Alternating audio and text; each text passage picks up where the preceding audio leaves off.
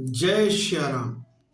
जय जय श्री राम। भगवान राम की अद्भुत कथा जो श्री आदरणीय राधेश्याम कथावाचक जी ने हम सबको कहकर सुनाई, देकर गए, तो उस कथा के जो प्रसंग को मैं आपके सामने लेकर के आ रहा हूं नियमित रूप से।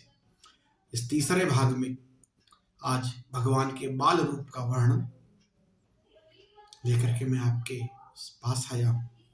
सुनेंगे, आनंदित होंगे और भगवत कृपा, प्रभु श्री राम की कृपा प्राप्त करेंगे। कि लड़काई से ही लक्ष्मण का रघुवर से प्रेम अपार हुआ, उस ओर भरत जी से अथाह शत्रुघ्न लाल का प्यार हुआ। कि चारों ही बालक सुंदर थे, चारों ही रूप मनोहर थे, फिर भी वे कौशल्यानंदन चारों में सबसे बढ़कर थे। गोदी में कभी पालने में माताएं लाड़ लड़ाती हैं, पुचकार दुलार श्रृंगार करें काजर की कोर लगाती हैं। जब चलते हैं घुटुओं के बल माता बलिहारी जाती है, लाला संध्या को सोते हैं तो नजर उतारी जाती है।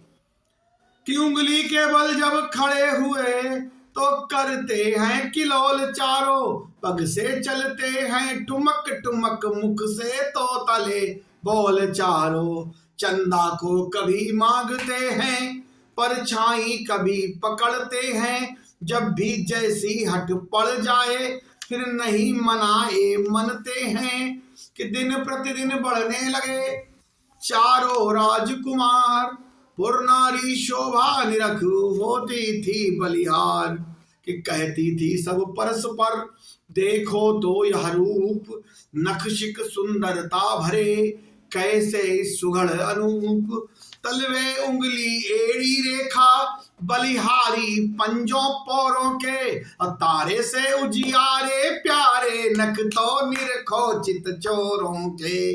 कैसे कमनीय कमल से भी कोमल पद सुखद सुहाते हैं, जिनकी गति देख देख सजनी केसरी मराल लजाते हैं। फिर देखो तो उन पैरों में क्या मृदुल पांवटे बाज रहे, मानो शोभा के रक्षक बन दो द्वार पालिए गाज रहे।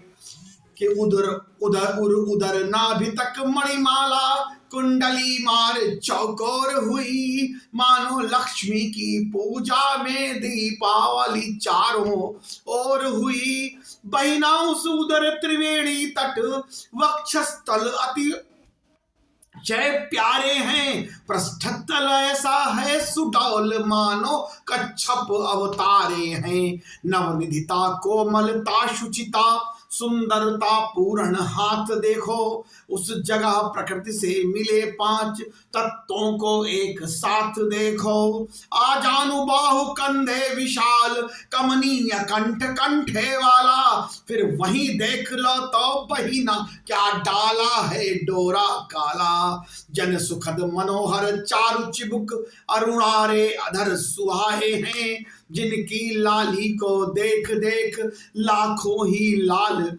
लजाए हैं। करने को दशो दिशा वश में दर्शन यह दशन दिखाते हैं, दाड़िम हीरागण तारागण जिनकी छवि देख लजाते हैं। रसना रमणीय रुचे राजे रस भरी रसीले रसिकों की, वाणी से वर्णन हो न सके मधुराई है वह वचनों की। कि अनमोल सोल गुंदर कपोल नीकी नासिका बालकों की, छवि किससे वर्णी जाए सखी कुंडल वाले उन श्रवणों की। लाजे मृग खंजन मीन कमल मन मर्दन हार दमन के हैं, लज्जा लाली लावण्य लिए लोने लोचन लालन के हैं।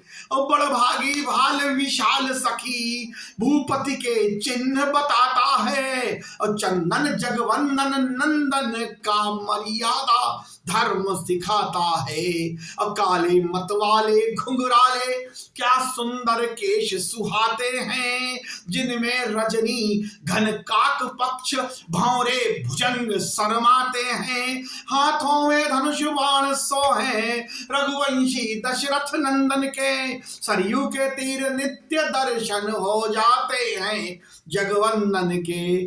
बड़भागिनी वे माताएं हैं यह लाल जिन्होंने जाए हैं, अपने भी जन्म धन्य ही हैं जो दर्शन इनके पाए हैं। श्री अवधपुरी के धन्य भाग जो जन्मे यहाँ कुंवर चारों, राजा की चारों दिश जय है पाकर यह सुत सुंदर चारों। इसी भांति सब भक्त भी होते थे बलिहार, मानो रंकों के लिए मिला रत्न भंडार। कि सबको सुख देख सब प्रकार जब और बड़े सुकुमार हुए, तब गुरु वशिष्ठ द्वारा उनके यज्ञोपवीत संस्कार हुए। अब नियम पूर्वक अग्निहोत्र फिर संध्योपासन होता था, विद्यालय घर वशिष्ठ का था जिसमें विद्यार्जन होता था। पढ़ लिख कर कुछ ही वर्षों में विद्यानिधि से अवतीर्ण हुए, रण शिक्षा राजनीति में भी सब भली भांति उत्तीर्ण हुए।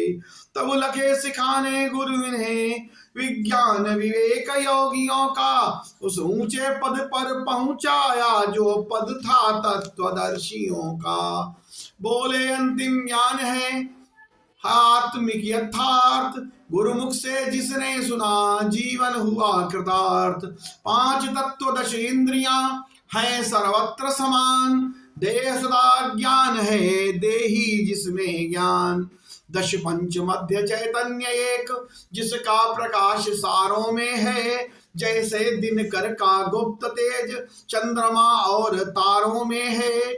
उस प्रकाश द्वारा ही शरीर चैतन्य दिखाई देता है, वह व्यापक व चैतन्य तत्व संपूर्ण सृष्टि का नेता है। वह ही सच्चिदानंद तुम हो, वह ही निज देश तुम्हारा है, जो तीन गुणों से ऊपर है, जो पंचकोश से न्यारा है। व्यवहार जगत में कर्म लिप्त कहता है वह जीवात्मा है, वास्तव में वो ही तत्सत है, परमात्मा है विश्वात्मा है। दृष्टा दर्शन दृश्य वह ही ध्याता ज्ञान, सब उसका ही रूप है सब में वही समान। कट सकता नहीं शस्त्र से वह ज्वाला भी जला नहीं सकती, उड़ सकता नहीं पवन से वह वर्षा भी वहा नहीं सकती। उत्पत्ति मरण सब कल्पित हैं, उसका उनमें है लेश नहीं, आनंद रूप वह स्वयं सदा उसके स्वरूप में क्लेश नहीं। उसमें ही विविध शरीर सदा बनते हैं मिटते जाते हैं, जिस भांति पुराने होने पर वस्त्रादि बदलते जाते हैं। आत्मा कांत स्वरूप है देह भ्रांत ही भ्रांत, इसी बात पर एक अब देते हैं दृष्टांत। कि मट्टी के बड़े विविध विध हैं, सबके सब जल से भरे हुए, वे एक जगह या कई जगह या बहुत जगह हैं धरे हुए। देखो रवि है आकाश मध्य, छाया संपूर्ण घड़ों में है अटल एक ही महातेज, माया संपूर्ण घड़ों में है। जिस घट को अवलोको जाकर मार्तंड दृष्टि में आता है, नाना स्वरूप में नाना विधि नाना प्रकाश दिखलाता है।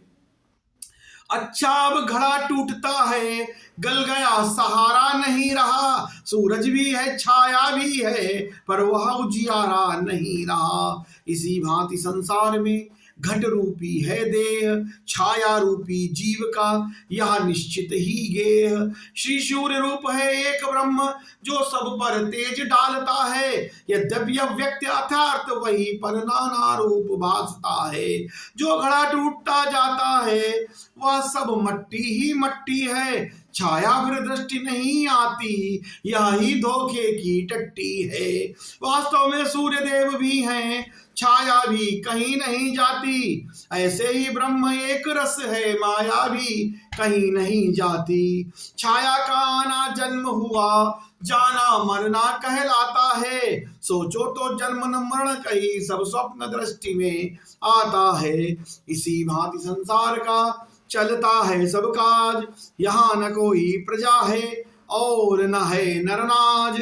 तुम सच्चे बनो कर्म योगी, निष्काम करो कर्तव्य सदा। निज ज्ञानानल में भस्म करो होतव्य और भवतव्य सदा। जिस भांति सृष्टि का मूल तत्व सर्वव्यापक चेतन ही है, नरमंडल के सुख का त्यों ही अच्छे नृप का शासन ही है।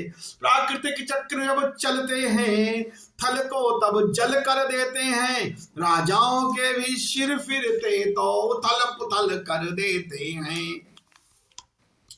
जैसे चेतन की लीला में चलता न किसी का चारा है, त्यों ही शासक के चक्कर में सब जगह मनुज भी हारा है। बोले अनुकूल प्राकृतिक घटना हो, नृप का शासन भी अच्छा हो। मन को सत्संगति मिलती हो, तन को भोजन भी अच्छा हो। संबंधी नातेदार सभी व्यवहार ठीक निज रखते हो, और सच्चाई और नियम पूर्वक व्यापार सभी के चलते हो। इतना बानक जब बन जाए, अच्छा कहलाता जीवन में। अन्यथा शांत जगत में तो व्याकुल ही रहता तन मन में। तुम राजा के कुंवर हो, रखना कुल की लाज। जब वो अवसर आए तो करना अच्छा राज। ईश्वर सा ऐश्वर्य ही रखना है अवनीश, इसीलिए तो नृपति भी कहलाता है ईश। जग में आते रहेंगे सदा शोक या हर्ष, बात बात में यहाँ पर होता नित संघर्ष।